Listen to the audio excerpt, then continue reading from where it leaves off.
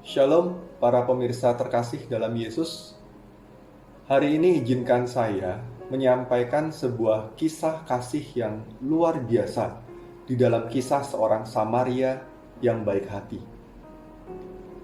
Mungkin kita biasa mengenal kisah ini sebagai contoh bagaimana seharusnya kita memperlakukan sesama kita tanpa batasan ras, suku, agama. Tapi tahukah Anda, menurut penafsiran para bapak gereja, kisah ini juga mengisahkan tentang kita semua, tentang bagaimana Tuhan menyelamatkan Anda dan saya.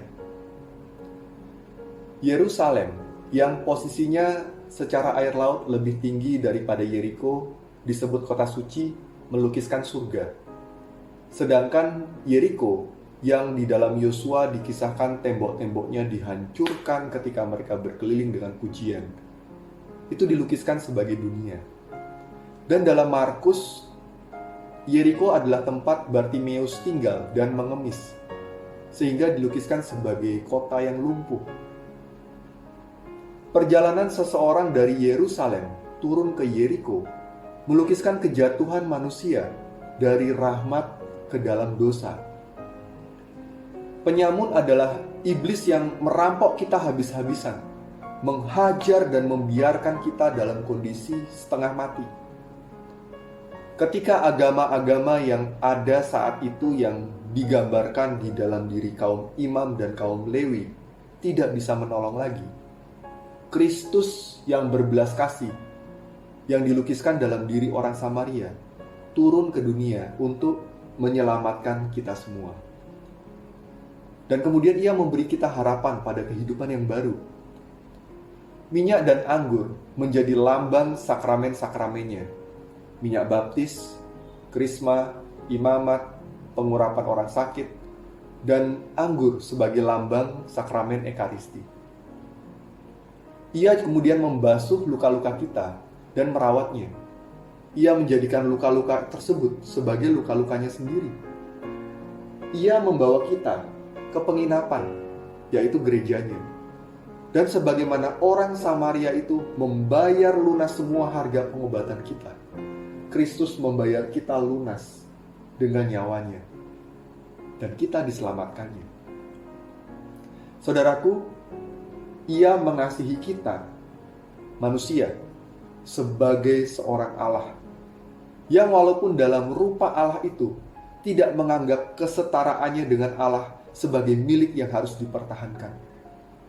Melainkan ia telah mengosongkan dirinya sendiri, mengambil rupa seorang hamba, dan menjadi sama dengan manusia.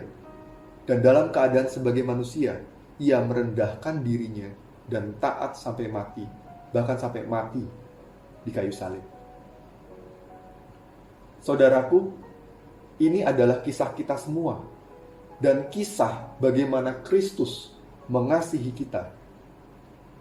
Pada satu titik hidup saya, pernah layaknya orang setengah mati. Luka batin yang teramat dalam mencegah saya untuk hidup sebagaimana Tuhan mengkehendaki. Dan bagaimanapun usaha untuk memaafkan selalu gagal dan gagal. Pengampunan itu hanya bisa sampai di lidah saya, saudaraku. 8 tahun saya berjuang untuk memaafkan. Dan saya yakin tekad itu ada karena pertolongan dan bimbingan Roh Allah. Tuhan sendiri datang menyelamatkan saya yang dalam kondisi setengah mati. Ia menyembuhkan luka batin saya dengan caranya yang ajaib di dalam satu retret. Saat itu saya sampai batuk-batuk dan muntah-muntah, dan para sahabat mendoakan saya. Tapi setelah semua itu berlalu dengan momen yang sangat indah di dalam ruang rekonsiliasi, saya mengalami kedamaian. Kerajaan Allah datang pada diri saya. Dan yang luar biasa adalah relasi saya dengan orang yang sangat berharga bagi saya pun dipulihkan Tuhan secara ajaib. Saudaraku, kasih Allah menembus segala batas. Di saat manusia kita jatuh dalam dosa, ada jurang yang besar antara kita dan Allah yang mustahil kita lalui. Tuhan sendiri yang menebus dan menghilangkan batas itu. Dengan wafat di kayu salib, bahkan kita dijadikannya anak-anak Bapa di surga. Maka saudaraku, sudah sewajibnya kita juga menembus batas itu. Batas ras, suku, agama, dan semua batas yang menghambat kita untuk mengasihi sesama. Karena Ia lebih dahulu mengasihi kita tanpa batas. Pertanyaannya, apa batas yang terberat bagi Anda atau saya? Mungkin bagi beberapa orang, suku, ras, agama bukan yang terberat, melainkan amarah, luka, dendam, kebencian, ego kita. Bisa jadi itu adalah hukum dan aturan yang ada dalam hati kita, yang menghalangi kita untuk mencintai sesama kita tanpa batas, mengasihi orang tua, anak kita, pasangan kita. Dan saya pernah berada di dalam batas itu, dan saya akui sangat berat, seakan-akan seperti mati, tak berdaya. Tapi kita beruntung punya Tuhan yang Maha Rahim, panjang sabar, dan berlimpah kasih setianya.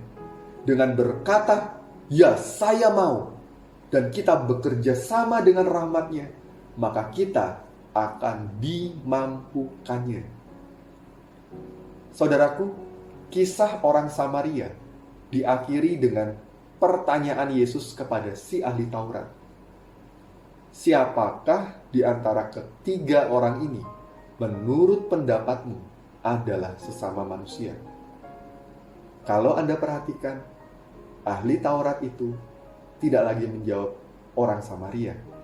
Mungkin saya dan Anda akan menjawab orang Samaria, tapi ia menjawab orang yang telah menunjukkan belas kasihan kepadanya. Maka dengan menjawab dengan cara seperti itu, sesungguhnya si ahli Taurat telah menembus batasnya. Saudaraku, dalam masa pandemi COVID-19 ini, banyak saudara kita yang memerlukan bantuan. Kesempatan berbuat baik terbuka lebar bagi kita. Dan kesempatan ini adalah saat yang baik untuk mengajak kita semua, mari kita lakukan apa yang bisa kita lakukan sesuai dengan kemampuan kita. Bahkan dengan menjadi seorang Katolik yang taat, menjaga protokol kesehatan yang ketat, dimulai dari diri sendiri, memakai masker, mencuci tangan, menjaga jarak, ataupun ketika pulang ke rumah, langsung mandi dan ganti baju. Kita sudah menjadi orang Samaria yang murah hati bagi keluarga kita, pasangan kita, anak kita, dan sesama yang kita jumpai. Semoga di hari Valentine ini menjadi pembaharuan semangat kita untuk mengasihi Allah dan terutama sesama kita tanpa mengenal batas, sehingga kita semua layak untuk beroleh hidup yang kekal. Amin.